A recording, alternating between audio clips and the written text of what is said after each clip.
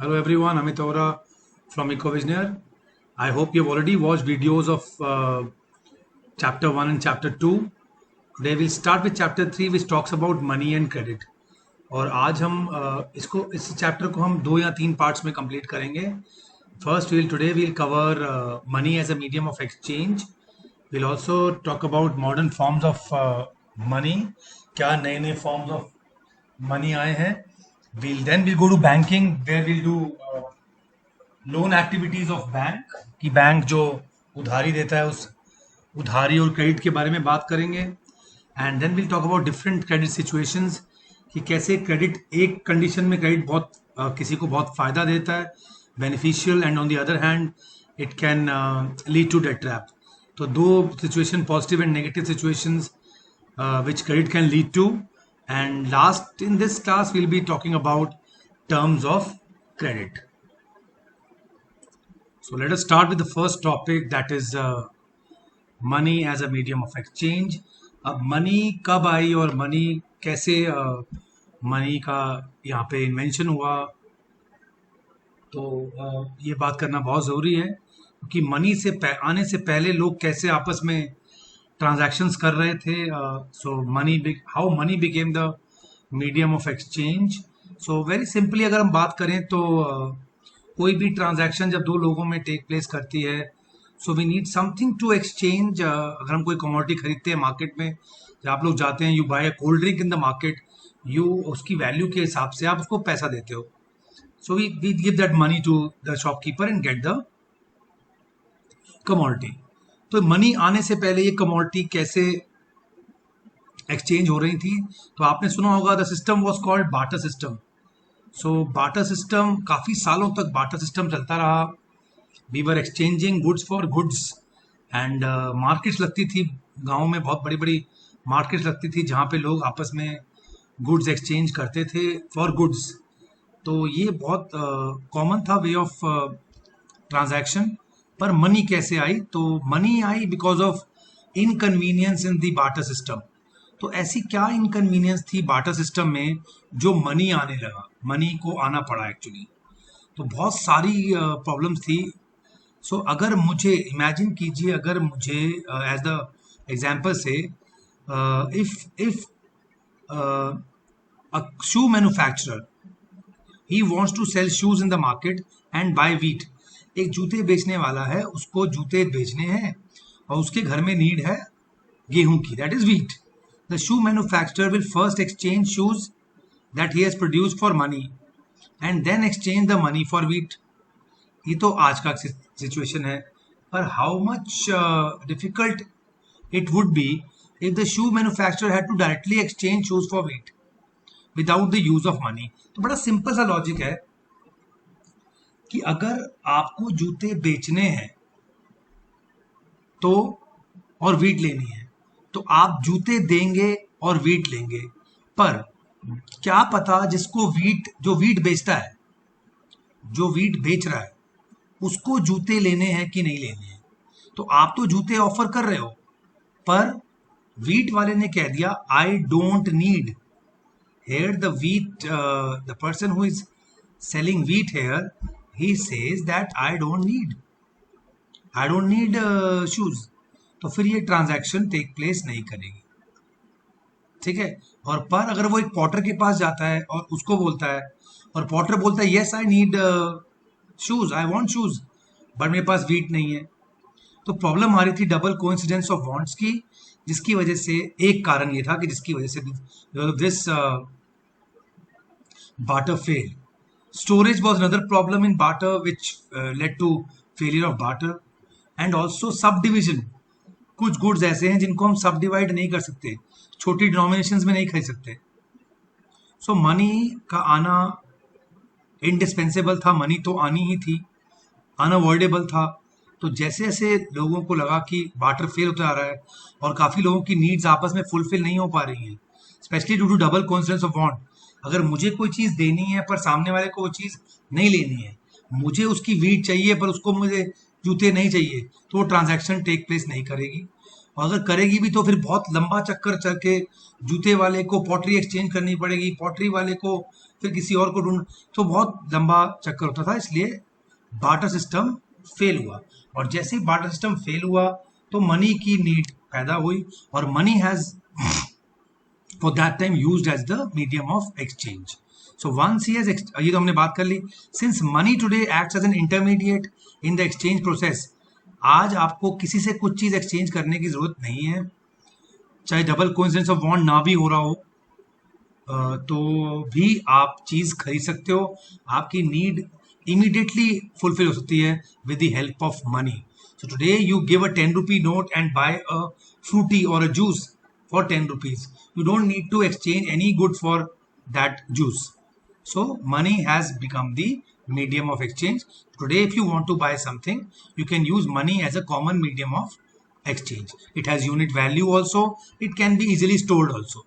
तो आज हम स्टोरेज की प्रॉब्लम भी खत्म हो गई, बार्टर वाली यूनिट ऑफ वैल्यू की प्रॉब्लम भी खत्म हो गई, डेफर्ड फ्यूचर पेमेंट्स की प्रॉब्लम भी खत्म हो गई। तो बार्टर में जो भी कमियां आती थी वो सारी मनी ने वो सारी कमियां खत्म कर दी। So now what are the modern forms of money? So modern of पहले थोड़ा सा मनी के पीछे बात करते हैं कि पहले क्या क्या चीज मनी की तरह इस्तेमाल होती थी। As you can see in the book you have early punch mark coins which were more than 2500 years old. So we had coins made of various metals. तो पहले बहुत सारे मटेरियल के अलग अलग गोल्ड, सिल्वर, कॉपर कॉइन्स थे। They were used as money. Mughal के period के बहुत सारे गोल्ड कॉइन्स हमारे पास अवेलेबल हैं। तुगलक पीरियड के, गुप्ता पीरियड के कॉइन्स हमारे पास अवेलेबल हैं। They were made of various metals. So metals के पहले coins were used as money. So precious metals such as gold, silver, copper, they were used as money. With the time, yes, that was accepted as a medium of exchange. With the time, Britishers India पे कब्जा किया, Britishers आए यहाँ पे, India पे control किया, और फिर चेंज हुआ। और फिर ब्रिटिश ने, आप देख सकते हैं यहाँ पे आके ब्रिटिश ने क्या किया, ब्रिटिश ने इंट्रोड्यूस किया 1935 में reserve Bank of India introduce किया गया इंडिया में। उसके बाद आगे करेंसी नोट्स इशू किए गए। सो करेंसी नोट्स आ गए। आगे आप देखिए नीचे, you have can see the book में आप 100 rupee note, and today we have 500, 2000 rupee note. So Reserve Bank of India issued the currency notes on the behalf of central government. No other bank can issue currency. तो government के rules के हिसाब से currency notes आ गए। सो coins and notes ये आपके major common, सबसे common medium of exchange बन गए। तो करेंसी ऐसे बनी। वैसे मनी को अगर हम आज की बात करें तो मनी को दो कैटेगरीज में बांटा गया है, currency and demand and your deposit with bank called demand deposits. So you can see the money supply. Currency is coins and notes. Coins जो government of India, ministry of finance बनाती है, और currency notes जो RBI issue करता है। So, and second form of money is you have in banks. So, other form जो people hold करते हैं, that is with banks. You must have heard कि मेरा अकाउंट है बैंक में। तो बेटा बैंक डिपॉजिट लेता है, आपको उस पर इंटरेस्ट देता है कुछ अकाउंट्स पे। बिजनेस अकाउंट्स आपके करंट अकाउंट होते हैं। तो दूसरी आपकी मनी जो बैंक में भी है, your ATM card, cheque facility, वो आपके डिपॉजिट्स हैं बैंक में, वो भी आपके पैसे हैं। It's not cash, it is bank deposit. That can be converted into cash. आप एटीएम मशीन में जाते हो, आप एटीएम अपना अकाउंट, अपना पासवर्ड डालते हो, और आपको you can withdraw money when ever you require. इसीलिए इनको डिमांड डिपॉजिट भी कहते हैं। So your money is also in the banks, that is called demand deposits और डिपॉजिट विद बैंक्स। तो दो फॉर्म्स ऑफ मनी आ गए आपके पास। डिमांड डिपॉजिट्स में तो आपको और फायदे भी होते हैं। वहां पे आपको चेक पेमेंट अलाउड है आपको बैंक से। आपको बिजनेस में ओवरड्राफ्ट मिल जाता है कि अगर आपके अकाउंट में पैसे कम है तो आप और विड्रॉ कर सकते हैं, और बाद में बैंक को इंटरेस्ट के साथ पे कर सकते हैं। आप किसी को भी चेक साइन करके दे सकते हैं without meeting and without cash transaction. You can issue a cheque in anybody's favour. Imagine you have to pay school fees. यहाँ आपको प्रेम कुमार यहाँ पे एग्जाम्पल दिया हुआ है, उसको आपने पैसे पे करने हैं। तो यहाँ पे पे किए गए हैं प्रेम कुमार को पैसे 57,000 विदाउट इंटरैक्शन। ये पैसे प्रेम कुमार के अकाउंट में चले गए हैं। तो यहाँ पे आपका अपना बैंक अकाउंट नंबर लिखा हुआ है, ये आपके सिग्नेचर हैं जो आप करेंगे, और ये अमाउंट है इन नंबर्स और ये अमाउंट है इन वर्ड्स। सो दिस सलीम को पे करना था प्रेम कुमार जी को, उन्होंने एक चेक दे दिया विदाउट एनी कैश। अब ऑटोमेटिकली सलीम जी के अकाउंट से ये पैसे प्रेम कुमार जी के अकाउंट में चले जाएंगे। ये भी आपको बैंक से आपको एक सर्विस मिलती है।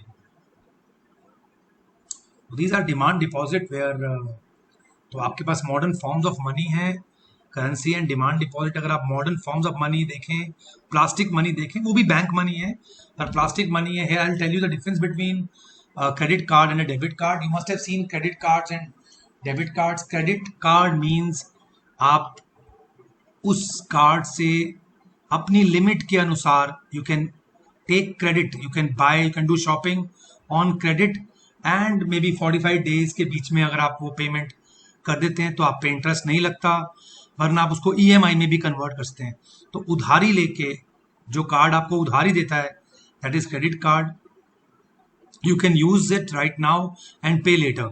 Whereas debit card is very easy. It's like your ATM card.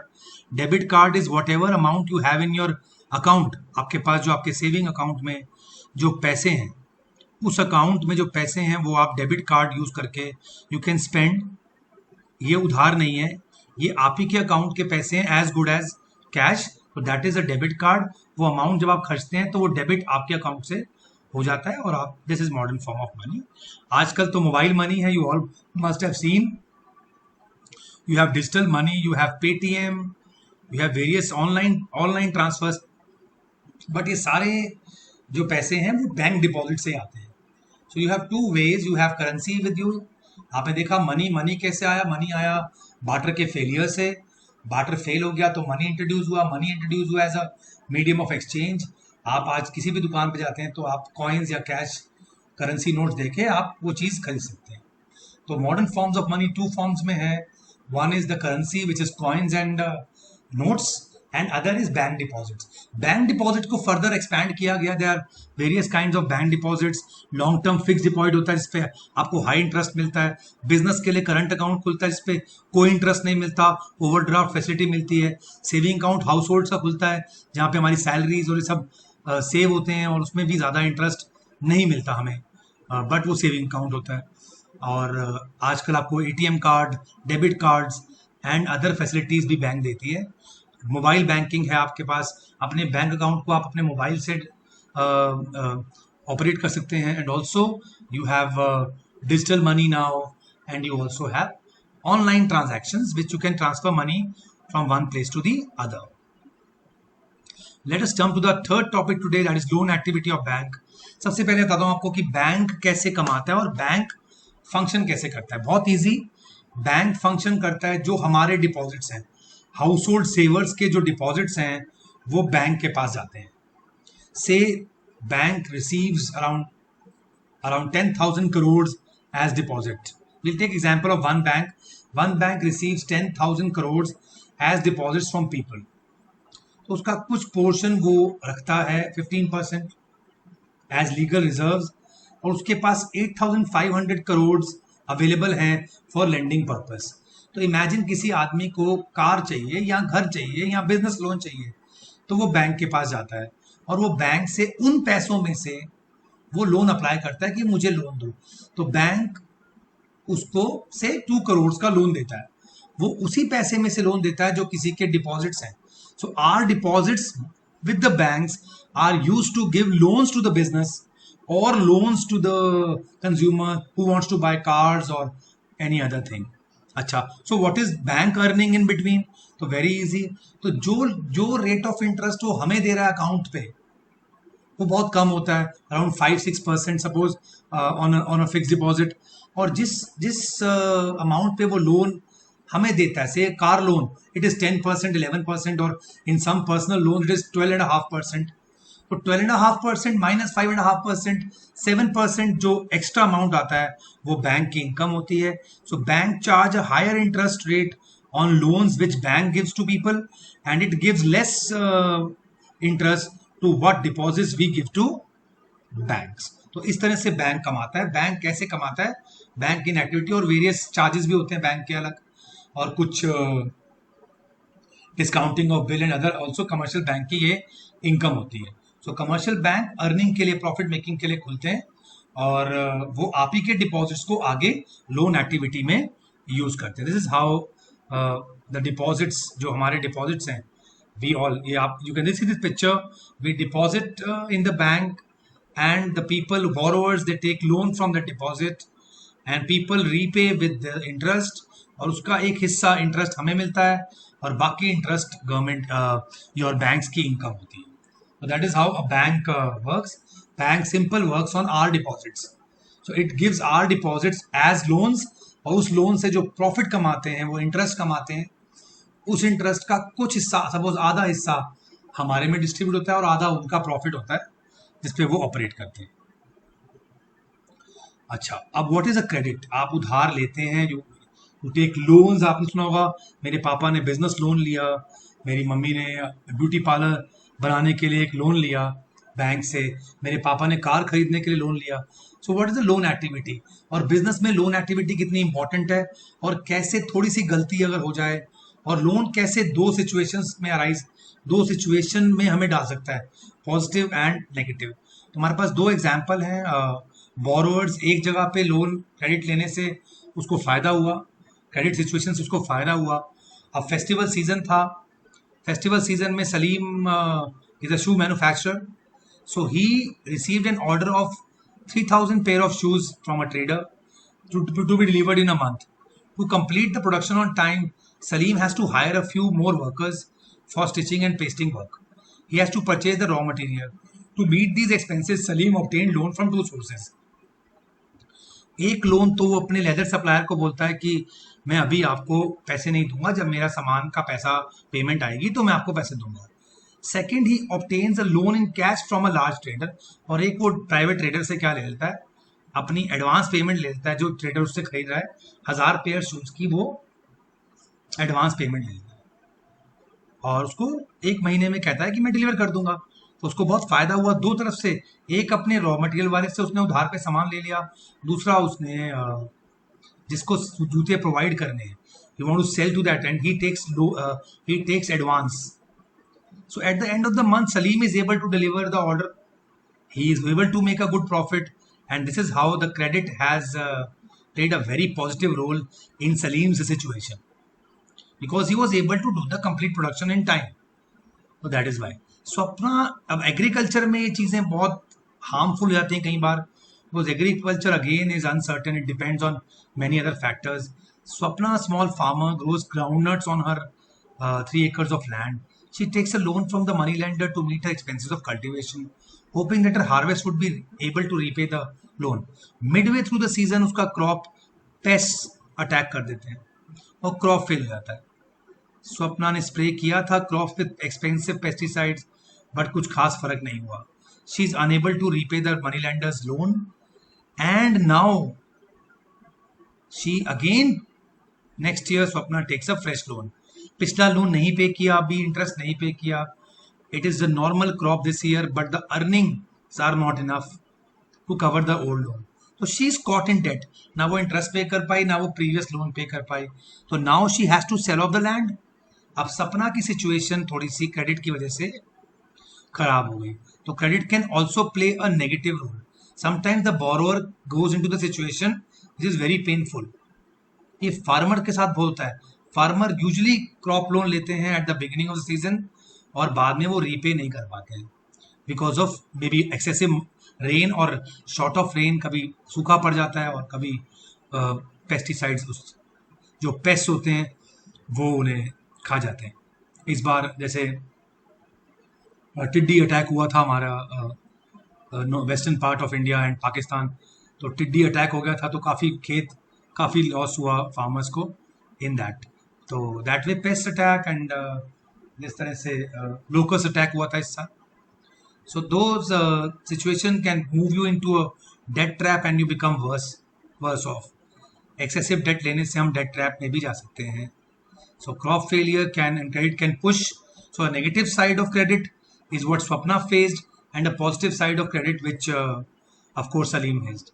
अच्छा, तो जब ये अब नेक्स्ट क्वेश्चन बहुत इजी है. What are the terms of credit? क्या आपको ये लोन फ्री में मिल जाता है? क्या आपसे कोई बात नहीं होती? बैंक आपको, आप जाते हैं और बैंक आपको फटाफट हाथ में देता है पैसे? No. Every loan agreement specifies an interest rate which the borrower must pay to the lender along with the repayment of the principal amount. Of course, सबसे पहली चीज हमें इंटरेस्ट रेट देखना होता है. और लेंडर और भी कुछ डिमांड कर सकता है. Lenders also demand collateral. Collateral means security, is an asset. Privately तो वैसे भी प्राइवेट आदमी तो हमेशा कुछ गिरवी रखता है आपका. कोलैटरल मीन्स कुछ गिरवी रखना. Is an asset that the borrower owns such as land, building, vehicle, livestock और your deposits and uses this as guarantee. तो उस गारंटी को क्या बोलते हैं हम लोग? Collateral, which is given to the lender until the loan is repaid. If the borrower fails to repay the loan, the lender has the right to sell that collateral or asset to obtain his payment. और जब property होती है, such as land titles, deposit with banks, livestock are common example of collateral. और मैं कहते हैं property हम खरीदते हैं तो तब तक बैंक के पास हमारे हाउस के पेपर्स होते हैं जब तक हमारा पूरा लोन पे नहीं होता. सो वो पेपर्स हमें तभी मिलते हैं. अगर हमने घर खरीदा से 20 लाख का, तब तक वो घर के पेपर्स हमें नहीं मिलते हैं जब तक हम उस बैंक का लोन जो हमने वो घर खरीदने के लिए लिया था हम उसे पे नहीं करते हैं. सो बैंक होम लोन के टाइम पे banks can keep the papers of the house as collateral बहुत commonly, and with the rate of interest. Of course the interest is charge. So interest rate, collateral and documentation required and the mode of payment together, they comprise what is called the terms of credit. The terms of credit vary substantially from one arrangement to the other. कहीं पे terms ज़्यादा होती हैं, छोटे amount में terms कम होती हैं. ठीक है. And students, this is the last topic for today which we have covered, that is terms of credit. We will be doing various credit arrangements and formal and informal loans in the next class. And students, you all must subscribe to our YouTube channel. We'll be updating you about CBSE. We'll also be telling you about various happenings in the world right now. You can participate. The form is there on the app, students. You can, if you're not downloaded, download our app and EcoVisioner app and participate in EcoVisioner International Online Olympiad only for ₹100. You can buy our MCQ ebooks on EcoVisioner app. Social studies book is very much there. You can ask for app classes. Your friends can opt for class 12th app classes. You can also register with us for doubt clearing sessions by subject experts. For any other query, you can contact us on 9891203546 or you can mail us on ecovisioner@gmail.com. Thank you very much. Take care. Be healthy.